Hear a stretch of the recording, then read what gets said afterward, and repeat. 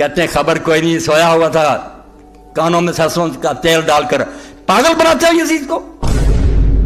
چھٹا خلیفہ ہے خلیفہ یزید بن معاویہ رحمت اللہ علیہ۔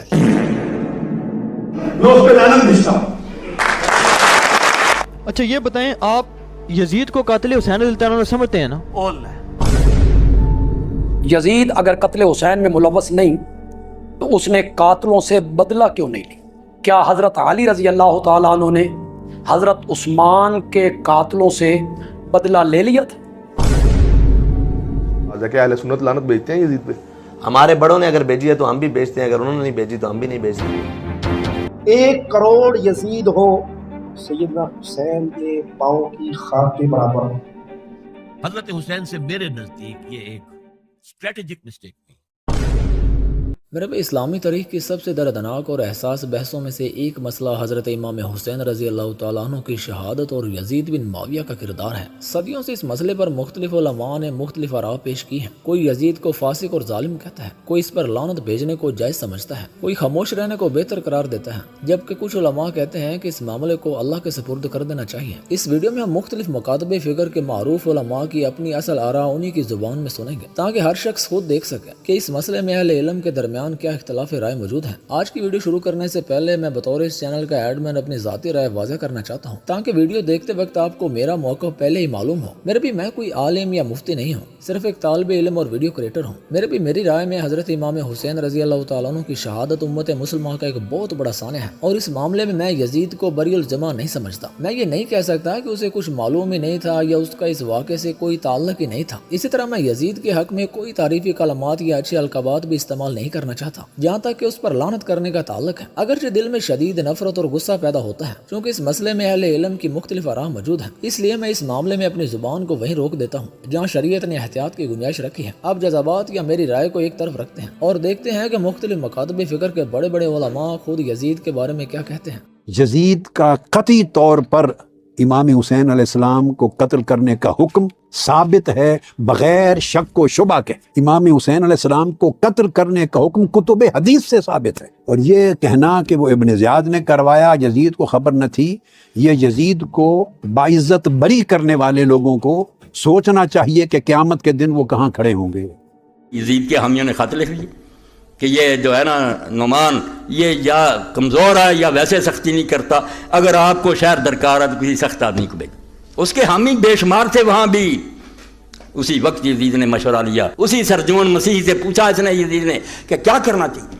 باپ کی طرح مانتا تھا نا کہ میرا باپ اس سے مشورہ، اس نے کہا میرے ہی مانتا ہے نا تو کوفہ کو درست صرف عبید اللہ بن زیاد کر سکتا ہے، یہ ظالم ہے، جلاد ہے، قصاب ہے، ہاتھ پاؤں کاٹتا رہا، یہ کوفہ میں یہ جائے گا تو ڈر جائے، اس کو بھیج۔ کہتے ہیں خبر کوئی نہیں، سویا ہوا تھا، کانوں میں سرسوں کا تیل ڈال کر پاگل بناتے ہو یزید کو۔ ایک لمحے کی خبر تھی، اسے حضرت معاویہ کے زمانہ سے جانتا تھا کون نہیں میری حکومت مان رہا ہے، پہلے دن ہی حکم یہ جاری کیا تھا کہ ان سے بیعت لو، لا رخصت رفیے، اور ذرا نرمی نہیں ہونی چاہیے۔ آپ بھی پاگل بنتے ہمیں بھی بناتے ہو۔ چھٹا خلیفہ ہے خلیفہ یزید بن معاویہ رحمت اللہ علیہ۔ چھٹا خلیفہ یزید رحمت اللہ علیہ کا دفاع یہ واللہ ناشبیت نہیں ہے کہ یزید صحابہ کرام کے دفاعی قلعے کا دروازہ ہے، اس دروازے کو توڑنے سے بچاؤ، یزید کے دفاع کے اوپر کٹھے ہو جاؤ۔ او واہ یزید تیری کرامت، او واہ یزید تیری کرامت، لاکھ دی لعنت۔ اور یہاں یزید کا دفاع کیا جا رہا ہے، لعنت تو ایسے لوگوں پر، اہل بیت کی شان کو بڑھایا جا رہا ہے۔ اتنے علماء نے مجھ پر الزام لگایا کہ یہ تو شیعہ کی تائید کر رہا ہے، اہل بیت کو بیان کر رہا ہے۔ لعنت تو تمہاری عقلوں پر کہ اگر اہل بیت کی محبت کا نام شیعہ ہونا ہے تو جنات اور انسان سن لو، میں بھی شیعہ ہوں۔ میں یہ کہتا ہوں، لیٹس سپوز آپ دلائل مجھے دیتے ہیں کہ یزید کسی طرح سیدنا حسین کے قتل میں شامل تھا، تو میں آگے سے ایک سمپل آپ کو بات کروں گا کہ اللہ کی، فرشتوں کی، رسول کی اس شخص کے اوپر لعنت جو حضرت حسین کے قتل میں شامل ہے، یہ کافی نہیں ہے کہ آپ نے میرے منہ سے یہی کہلوانا کہ اس کے اوپر معین لعنت کرنا تو جائز ہی نہیں ہے۔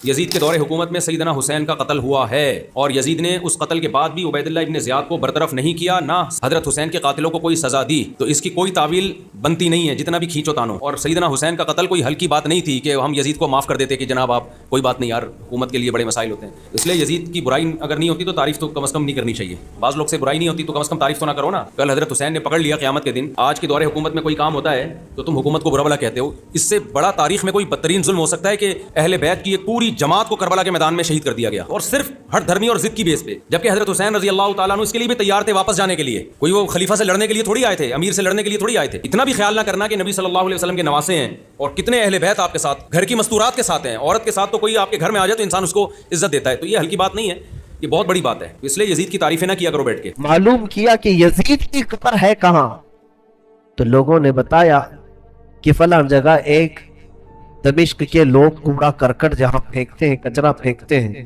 اسی کچرے کے اندر کہیں اس کی قبر ہے، لیکن کوئی نشان نہیں۔ اور میں نے یہ کہا میرے پریس نوٹ کے اندر، جو بھی اصل قاتل ہے حضرت حسین کا رضی اللہ عنہ، میں اس پہ لعنت بھیجتا ہوں۔ خدا کی قسم ممبر کے لائق نہیں ہے یزید کا کردار کے بیان کروں، ہمارا یہ ممبر پاک ہستیوں کے بیان کے لیے ہے۔ یزید رشتوں کا پاس نہیں رکھتا تھا، بس اتنا کہنا کافی ہے۔ محرم نہ محرم کا دین سکھاتا، جسے محرم نہ محرم کی تمیز نہ ہو وہ یزید ہے، اس دور کا بھی اس دور کا بھی۔ وہ یزید تے ہے لعنتی جڑا امام علی مقام دے مقابلے چ آیا، لیکن اس یزید نو خالی گالاں کڈن نال تے گل نہیں نہ بندی، وقت دے یزیداں دے سامنے صرف بندہ جھکا لوے حسین دا نام، اتنی وہ یزید حضور دے دین دے خلاف اٹھیا تے امام اٹھے تے وقت دے یزید مسیطہ دے سپیکر لا دین تے کہن نہیں حالات نہیں ٹھیک، میں کہ پھر حسین دا نام ہے لیا۔ دیکھیں گے بظاہر یہی معلوم ہوتا ہے کہ کوئی یوں نہیں تھا کہ پیچھے سے کوئی احکام دیے گئے ہیں یا کوئی پابند کیا گیا ہے یا اس کی کوئی بعد میں تحسین کی گئی ہے، سب کو بعد میں یہی خیال ہوا کہ یہ حدود سے تجاوز ہو گیا ہے۔ لیکن آپ جانتے ہیں کہ سیاسی لحاظ سے جو ذمہ دار لوگ ہوتے ہیں، کسی کو آپ نے گورنر بنایا ہے، کسی کو پولیس کی ذمہ داری دی ہے، کسی کو فوج کی ذمہ داری دی ہے، تو بالعموم پھر یہ سزائیں نہیں دی جاتی۔ اس کی وجہ یہ ہوتی ہے کہ اگر آپ اس طرح کے اقدامات پر بھی سزائیں دینا شروع کر دیں گے تو کل کو کوئی نظم کو قائم کرنے کے لیے تیار نہیں ہوگا، اور ملوکیت میں تو اس کی گنجائش ہی نہیں ہوتی، کیونکہ ملوکیت اس اصول پر قائم ہوتی ہے کہ سیاسی اختلاف نہیں کرنے دیا جائے گا۔ ملوکیت اگر سیاسی اختلاف کو گوارا کر لے تو وہ قائم ہی نہیں رہ سکتی۔ اس وقت بھی جو دنیا میں ملوکیت کے نظم، وہاں اس کی گنجائش نہیں ہوتی کہ کوئی آدمی بادشاہ کے اقدامات پر اس طرح کی تنقید کرے جس پہ خود بادشاہت کو خطرہ لاحق ہو جائے یا کوئی اقدام کرے۔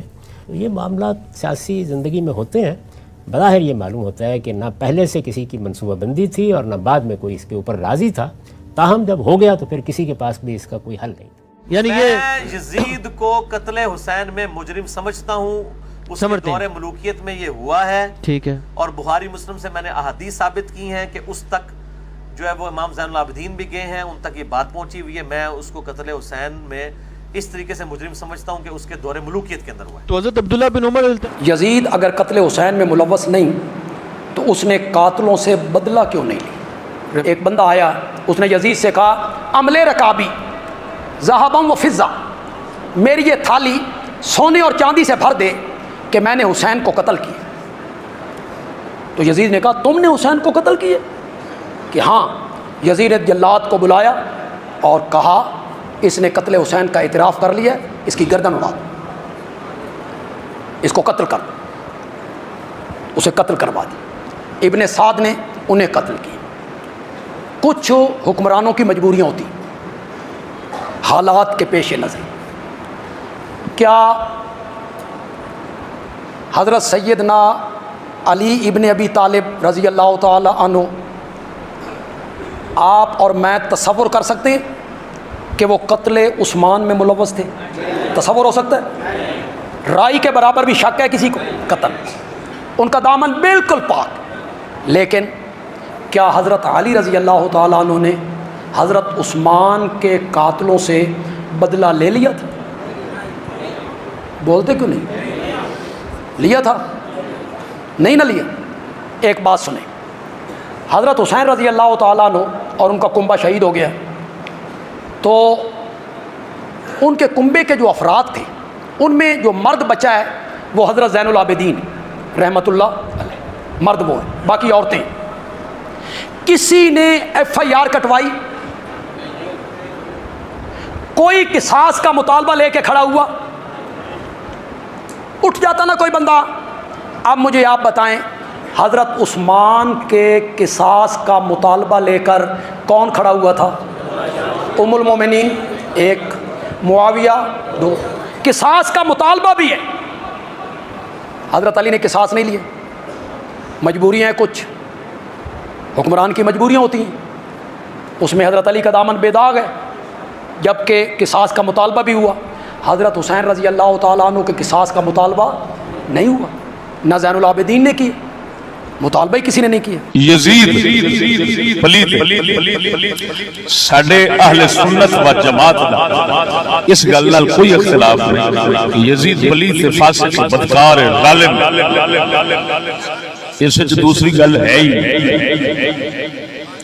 بات سمجھنا تو کیا ہمارا نظریہ ہے آج کے بعد؟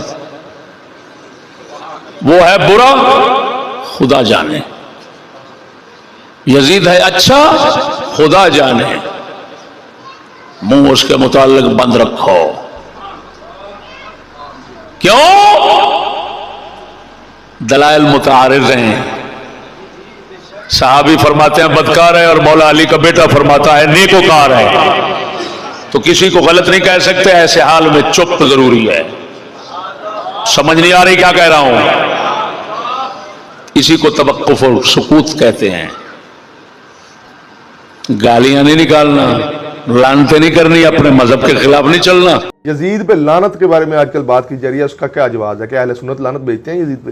ہمارے بڑوں نے اگر بھیجی ہے تو ہم بھی بھیجتے ہیں، اگر انہوں نے نہیں بھیجی تو ہم بھی نہیں بھیجتے۔ مجھے موقف دے دینا، مجھے کیا پتا۔ ہمارے دیکھیں امام اعظم ابو حنیفہ کے نزدیک اس پر سکوت اختیار کیا گیا، تو امام اعظم سے بڑا تو مولوی کوئی نہیں ہے، نہ ان سے بڑا کوئی محدث ہے، اور ان کا استاد، ان کے استاد کون ہے؟ میں آخر وہی کروں گا جو میرا استاد کرتا ہے۔ تو امام جعفر صادق کو انہوں نے نہیں دیتے بھیجا، تو اس لیے انہوں نے نہیں دی نا۔ امام صاحب سے بڑا تو استاد کوئی نہیں ہے۔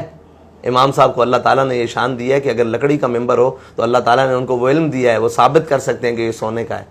اب یزید تابعین میں سے نا، صحابہ میں سے نہیں ہے۔ اب آپ کا دل کر رہا ہے اس کو جہنم بھیجنے کا، بھیج دو، ساتھ ہی لے جاؤ بلکہ اپنے، ہمیں کیا ٹینشن ہے، کوئی مسئلہ نہیں ہمیں۔ ہم یہ کہتے ہیں یزید کے پیچھے صحابہ کے پاس مت جانا۔ جیسے کیا ہوا، میرے پاس لائبریری میں کچھ بھائی آئے، کہنے لگا ہم آپ سے بات کرنا، ہم ثابت کریں گے یزید جہنمی ہے۔ آپ لوگ کہتے ہو یزید جنتی ہے، میں آپ لوگ میں آپ کے لوگ کہتے ہیں، میرے لوگ کہتے ہیں، ہاں ان کا میں جواب دوں، پھر جو تمہارے لوگ کہتے ہیں وہ میں بتانا شروع کروں کیا کیا کہتے ہیں، ان کا جواب دو گے تم؟ اب وہ تھوڑا سنبھل کے بیٹھے، پھر مجھے کہنے لگا اچھا آپ بتاؤ یزید جنتی ہے جہنمی؟ مطلب پتہ نہیں، پہنچ گیا اگر جہنم تو بتا دوں گا، وہاں سے ملا اگر وہاں سے بتا دوں گا، جنت میں ملا تو وہاں سے بتا دوں گا، مجھے تو پتہ نہیں، عالم الغیب ہوں نہیں میں۔ چلو یزید کا چیپٹر تو ہو گیا کلوز، کہ وہ کہاں گیا آپ کے حساب سے؟ جہنم میں، جان چھوٹی نا، ہمارے مسئلہ حل ہو گیا، ٹھیک ہے۔ اب سوال یہ پیدا ہوتا ہے یزید کی بیعت کرنے والے جو اہل بیت تھے ان پر حکم کیا لگے گا؟ بس اس کا ہمیں جواب دے دو صحیح متصل سند کے ساتھ، ہمیں بتاؤ۔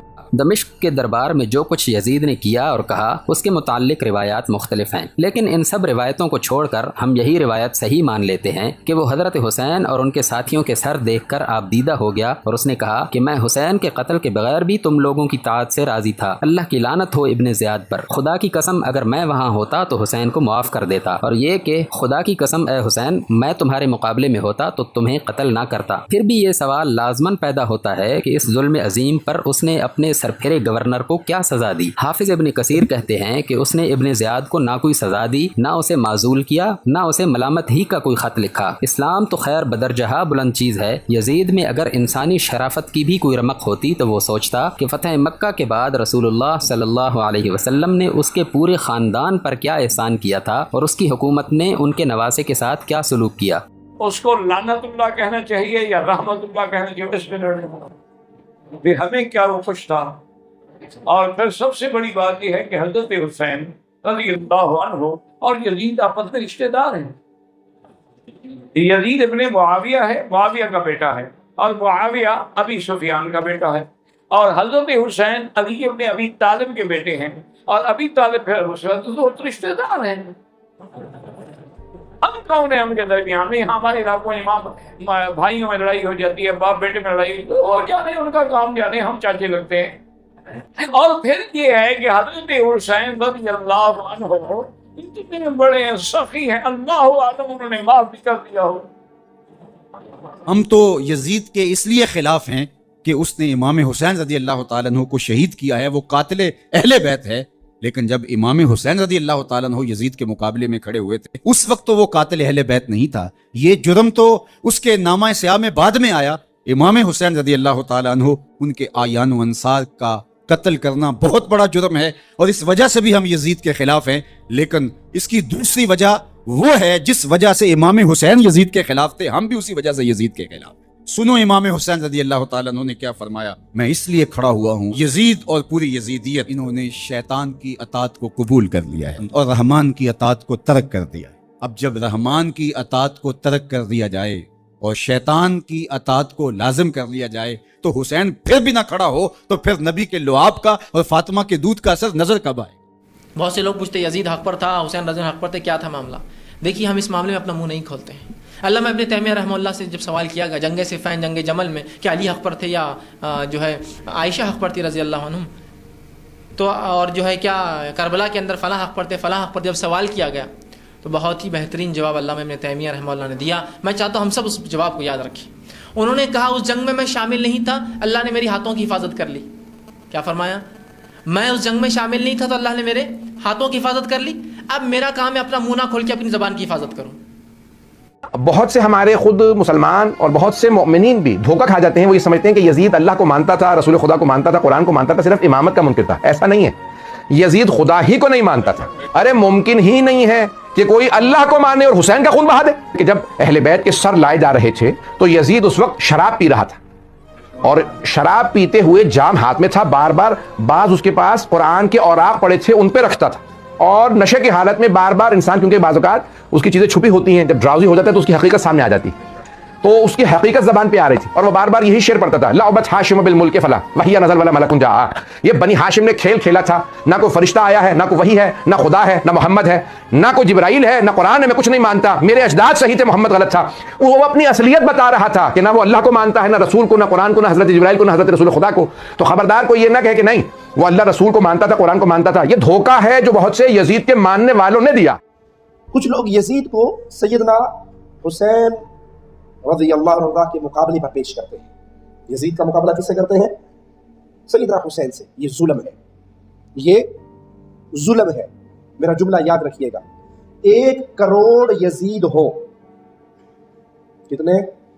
1 करोड़ यजीद हो, सैयदना हुसैन के पाँव की खाक के बराबर। यजीद बामुकाबला हुसैन ऐसा आदमी जालिम है जो यजीद को हुसैन रज़ियल्लाहु अन्हु वरज़ा के मुकाबले पे पेश करता है। करोड़ यजीद भी एक हुसैन नहीं हो सकते। लेकिन दुनिया राफ़िदियत के करोड़ जाकिर यजीद के बराबर भी, करोड़ जाकिर यजीद के बराबर भी, यजीद को बैठ के गालियां देने वाले अपने मजमू के अंदर और अल्लाह के साथ शिरक अकबर करने वाले। यजीद जैसा कैसा भी था, काफिर, मुशरिक, और जो जाकिर आज यजीद को गालियां देते हैं ये मुशरिक है, ये बदअकीदा है, इनका कुफर खुला हुआ कुफर है। तो यजीद को बामुकाबला हुसैन पेश करना भी जुल्म है, और यजीद को, ये जितने दुनिया जहान के जाकिर हैं इन सारे जाकिरों से अफजल है यजीद। किसी ने उमर बिन अब्दुल अजीज के सामने कह दिया यजीद अमीरुल मोमिनीन था, तुम्हारा पकड़ो इस बदजात को 20 कोड़े मारो, पकड़ो इस नालायक को, इसे 20 कोड़े मारो, ये नबी पाक के खानदान के कातिल को अमीरुल मोमिनीन कहता है। ये फतवा जनाब उमर का। लेकिन असल में शराफत और मरूवत जो है वो बसा औकात अपनी शराफत की वजह से मार खा जाती है।